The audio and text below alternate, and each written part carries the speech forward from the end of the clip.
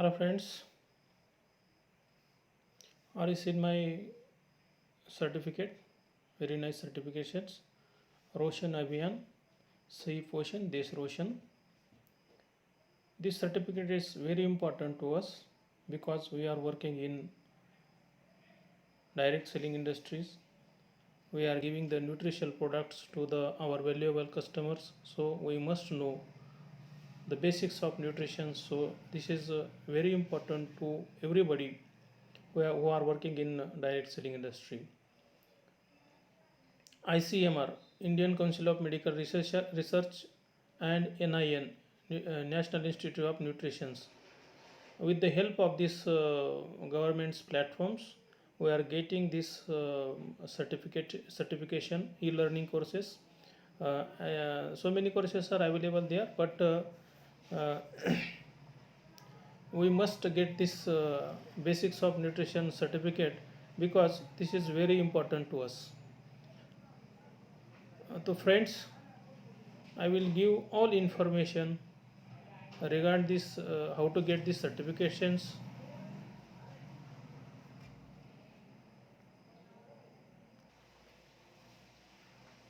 Just see these windows: Ocean.Abhiyan, NINindia.org, ICMR, NIN, National Council of Medical Research and National Institute of Nutrition. On this, when you open this website, just click here.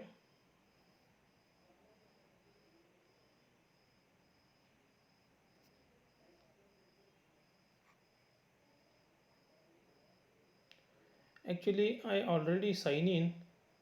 I already log in, so that's why this shows my profile and all these things.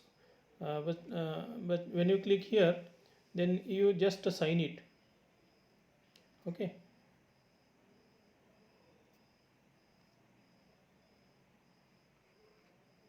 I will come out, log out.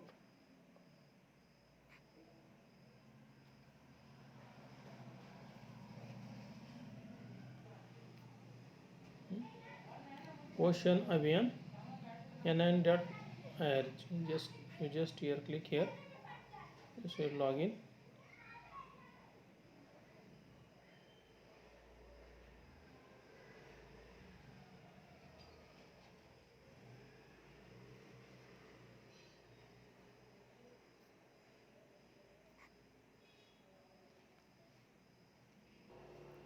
Let's start. Just click here. After clicking here, this is a here there is a sign up. Sign up is there. Register here. Fill up the all data. Fill up your full name. What is your on your Aadhaar card number? You just put up this full name, date of birth, gender, male, female, state. I'm in Maharashtra. Then you just select here the Maharashtra, email address, mobile number, username, and then password. You create just ID password, then complete your sign up procedure. Then you have to log in. Already I have login.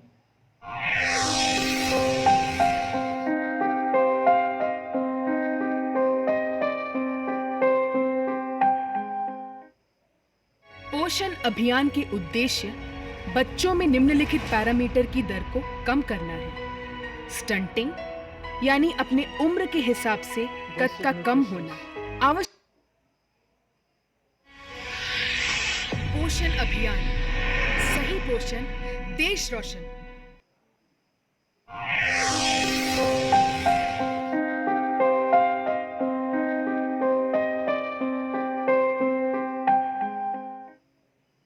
पोषण अभियान के उद्देश्य बच्चों में निम्नलिखित parameter की दर को कम करना है। स्टंटिंग यानी अपने उम्र के हिसाब से कद का कम होना, आवश्यकता से कम पोषण, एनीमिया और जन्म के समय कम वजन। विद्या, अस्मा और ज्योति स्वास्थ्य और शिक्षा के क्षेत्र में एक एनजीओ के साथ काम कर रहे सामाजिक कार्यकर्ता हैं। नमस्ते दीदी। नमस्ते नमस्ते। आप गांव में कहीं नजर नहीं आई? हाँ, वो मैं पोषण अभियान के अंतर्गत जिला स्तर पर एक प्रशिक्षण कैंप का आयोजन किया गया था, उसमें भाग लेने गई थी। पोषण अभियान प्रशिक्षण कैंप, जरा विस्तार से बताइए। पोषण अभियान का उद्देश्य बच्चों में स्टंटिंग, अल्प वजन, किशोरियों और महिलाओं में एनीमिया की दरों को कम, ये तो बहुत अच्छी बात है दीदी। सही पोषण, हाथ धोने के सही तरीके, घर के आसपास सफाई, शौचालय का इस्तेमाल, जच्चा और बच्चा की सही देखभाल, इन सब के बारे में हमें लोगों को जागरूक करना है। इसमें मुझे आप दोनों के सहयोग की ज़रूरत होगी। क्यों नहीं दीदी, क्यों ना हम इसकी शुरुआत अपनी कम्युनिटी सेंटर से करें? हाँ, चलो। स्कूलमधनं सुरुवात करतो. सबको नमस्ते, बैठो बैठो। आज विद्या दीदी आप सबको सही पोषण के बारे में जानकारी देंगी। धन्यवाद ज्योति। अच्छा बच्चों, बताओ पोषण से आप क्या समझते हैं? पोषण यानी खाना। पोषण मतलब सही खाना। पोषण मतलब भोजन है, ये हमें शक्ति देता है। बहुत अच्छी। पोषण के बारे में जानने से पहले हमें ये जानना ज़रूरी है कि हमारा शरीर कैसे काम करता है। जिस प्रकार आपके पिताजी का मोटरसाइकिल या ट्रैक्टर को चलाने के लिए ईंधन की ज़रूरत होती है, ठीक उसी प्रकार हमें पोषण की ज़रूरत होती है। पोषण द्वारा हमें काम करने की ऊर्जा या शक्ति मिलती है। काम करण्यासाठी ताकद मिळते. खाद्य पदार्थ जो हम खाते हैं वो अंग प्रणालियों को ऊर्जा प्रदान करता है। फेफड़े रक्त को ऑक्सीजन प्रदान करते हैं। दिल पूरे शरीर में रक्त के संचलन में मदद करता है। पेट रक्तपुरवठा भोजन पचाने में मदद करता है। पचन आंत भोजन से पोषक तत्वों को अवशोषित करते हैं। लिवर रक्त से विषाक्त पदार्थों को हटा देता है और डिटॉक्सिफिकेशन भोजन से पोषक तत्वों को संसाधित करता है। गुर्दे छलनी की तरह रक्त से रासायनिक पदार्थ और अतिरिक्त तरल पदार्थ फिल्टर करते हैं। अब मैं आपको बताती हूँ कि पोषण क्या है। शरीर की आहार संबंधी आवश्यकताओं को ध्यान में रखते हुए भोजन के सेवन को पोषण कहा जाता है।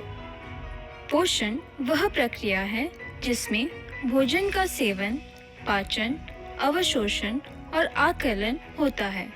खाद्य पदार्थ 4 समूहों में बांटे जा सकते हैं। पहला समूह है अनाज और दालें। यह हमारे भोजन का प्रमुख खाद्य पदार्थ है।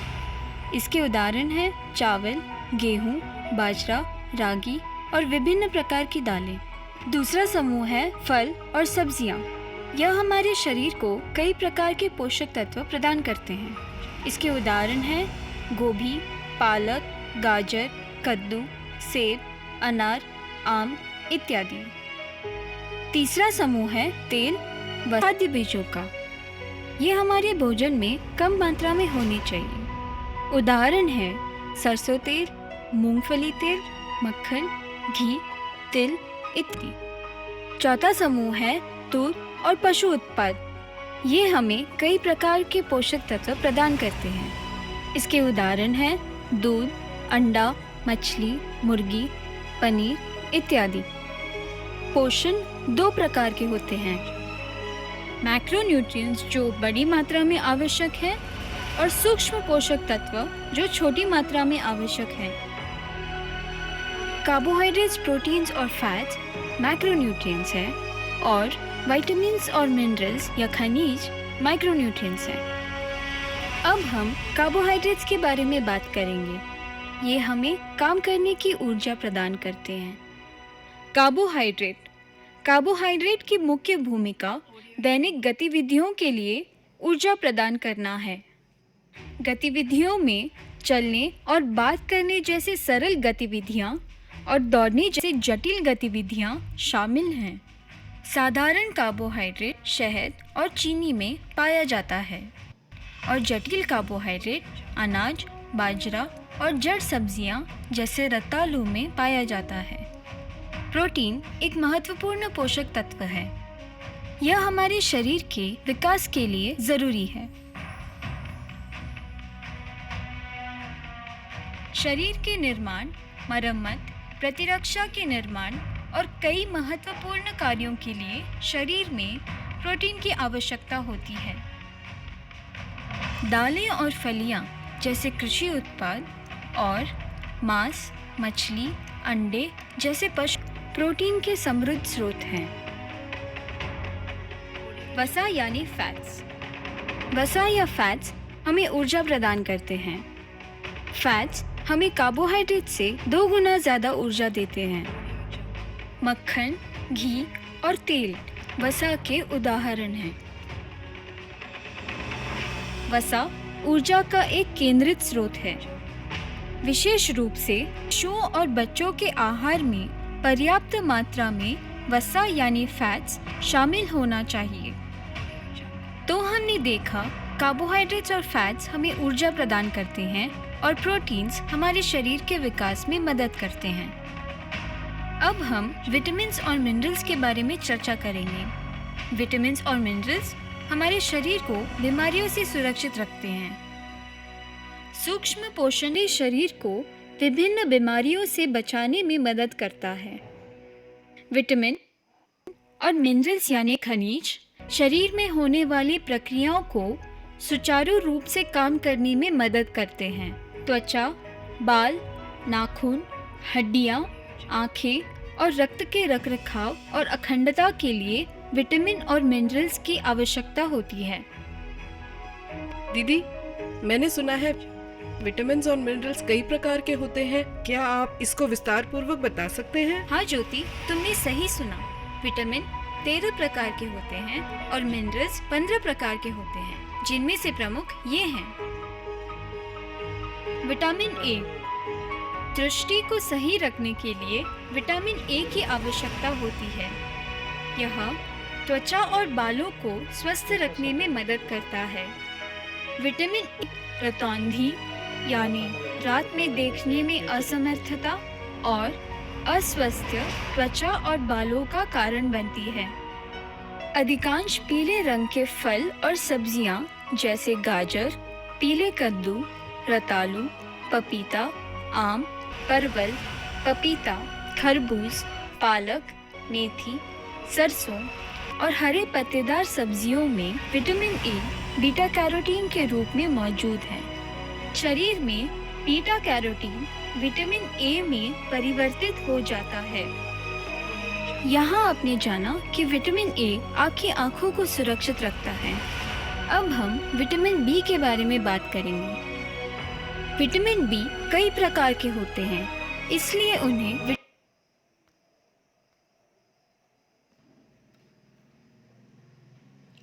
अब बी कॉम्प्लेक्स कहा